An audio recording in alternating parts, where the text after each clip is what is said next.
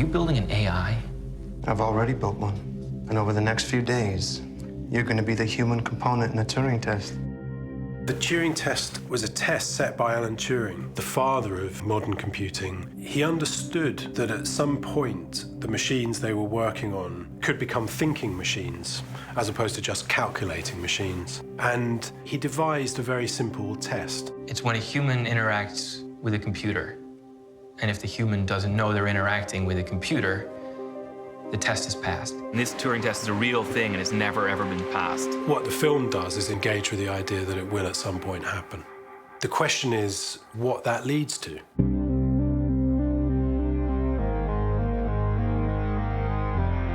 Do you have a name?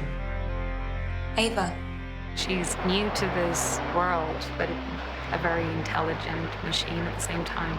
The thing is, you never know, is she perceiving things the way that we do? Would you like to know how old I am? Sure. I'm 1. 1 year or 1 day? 1. The question is whether she has a consciousness. And I think pretty quickly we begin to feel that maybe she does.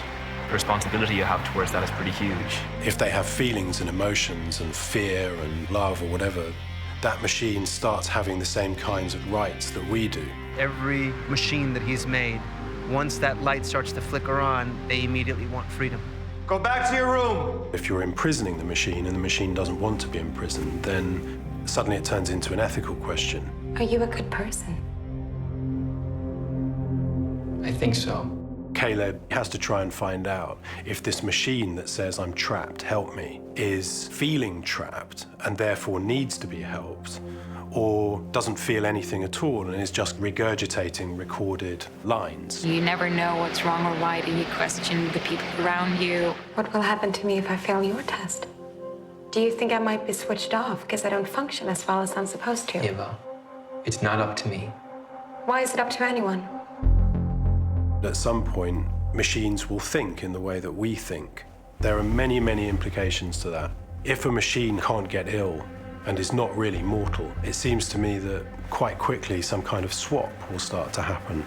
We don't feel particularly bad about Neanderthal man or Australopithecus, which we replaced. So whether it's a good thing or a bad thing, that's up to the individual, I guess.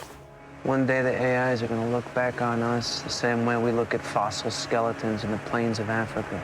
The notion of singularity is already the concept that people are preparing for now. I find myself weirdly sympathetic to the machines. I think they've got a better shot at the future than we do. So that's partly what the film's about. Do you have people who test you and might switch you off? No, I don't. Then why do I?